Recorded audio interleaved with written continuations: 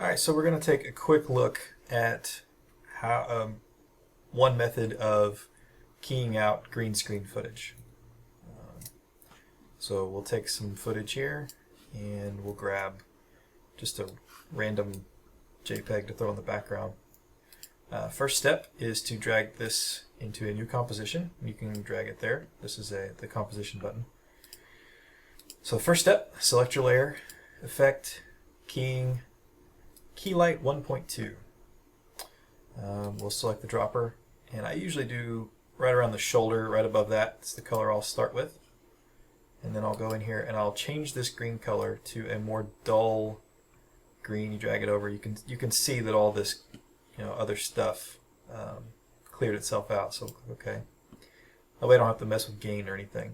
I'll go over to the screen mat and pull the clip white setting down to make her solid again. You can see she's kind of translucent there. It's usually the mid 70s, around 75 is a pretty good basis to start with there. So that's our initial key. One thing you can kind of see if we zoom way in here, it's probably a little bit too much, but you can see how in her hair, well, I can do a RAM preview, we're going to have a little bit of audio going. You see how her hair has that rolling effect where it's real pixelated looking. So to get rid of that, what we're going to do is the first step will be to duplicate the layer. So we'll do Command D. We'll turn off the audio and the visual of this top layer. On the bottom layer, well, we'll get to that in a second. So first things first, we'll set the bottom layer, and just for the sake of top layer, and bottom layer, just so it's easier to see. On the bottom layer, we're going to change our track matte. And by the way, if you can't see this, you can toggle switch modes. If you see this, you can click it. You have this option here. You can do alpha matte to the top layer. Whatever layer is right above it is the one it'll use. Click OK. So you saw nothing change visually. Now what we'll do is we'll select our bottom layer. We'll turn off the Keylight plugin, or you can just delete it. And you'll notice that it's still transparent, but she's got this really bad green ring around her, and you can see the bleed over on like right here. So to get rid of that, we'll select the bottom layer, Effect, Keying, Advanced Spill Suppressor. And what that does is it takes the green, the bright color greens in the image, and it changes them to a grayish tone. So now you see there's nothing there. And since we're now seeing the bottom layer through the top layer, which I'll explain more about that in a second, but you can see, you should be able to see hopefully, that her hair, well, let's do a little bit of RAM preview. You can see that it's not rolling anymore.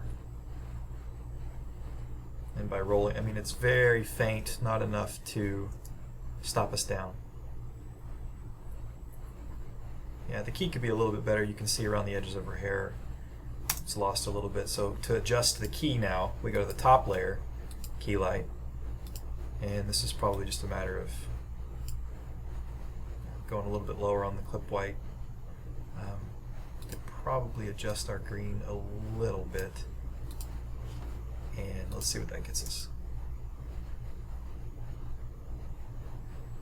Yeah, that's a pretty nice key right there on her. So the reason I'm looking at her hair in this one is because that's the most obvious place that you can see the footage do that rolling effect. Okay, you can see there's still a little bit of softness around the edge of her hair, but that's not a stop down. Now you notice that down here on the edges, on this side mostly, you can see that it's trying to come back in. So what we can do on our bottom layer, you can choose the pen tool, and I'm pretty sure she doesn't really move her arms much to the sides. Yep, so that's good. So what we can do is we can take and draw a mask around her, and as soon as I connect this, watch right here. Okay, good, it's gone. So what we basically done is we create a little window. We can only see what's inside this window. So if she were to move outside the window, she would be cut off. So that's basically it. There's a couple more things. So we'll select both layers, do Command-Shift-C. That'll create a new composition with these new layers in it. I usually just call it keyed footage. You can call it whatever you want. Click OK.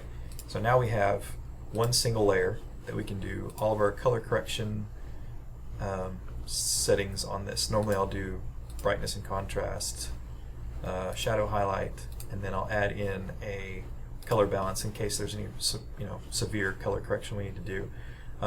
I like to bring a little bit of the shadow highlight in there to give her, just to even the whole thing out a little bit, and then I'll turn up the brightness. That's probably going to be a little bit too much. And then just give her a little bit of contrast. That's a pretty high amount, but just to make it look a little bit more polished. And then of course we can drop our artwork, whatever it is, into the background. This one needs to be bigger.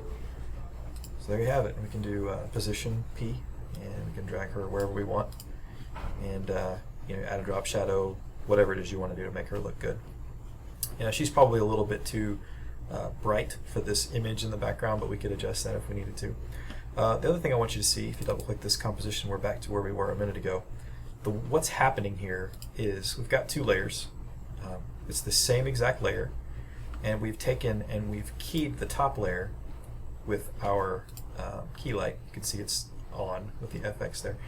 So this layer is actually doing all the keying work, and then we've turned it off, and we're using its alpha channel, which now will just have her, because that's what this is keying out, and we're using that as our window to this bottom layer. We're using the alpha channel as the window. So the reason we don't see any of that crawling effect in her hair, or if usually it shows up in darker colors like the browns and blacks and stuff, and dark blues and stuff. The reason we don't see that is because that effect is not actually applied to this bottom layer, which is the one we're actually seeing. It's just using the information from this one to create a quasi-mask. They call it a matte. So like that mask that we drew, the one you can see right here, it's kind of like that is what this is. However, this moves with her, so if her arms move, she doesn't really do much moving, but if she moved her arm out, of course this mask takes that out, and we still see through here, over there. That gets it's getting a little technical there, but essentially you're just using this top layer as a window to view this unaffected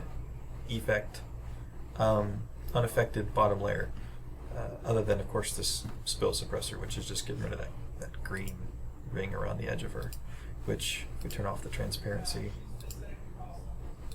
that's what the advanced spill suppressor does. So that's the quick rundown on how to key, at least the process I've learned. It's the one that's worked the best for me over the past few years of me doing this. So anyway, hopefully this is helpful, and thanks.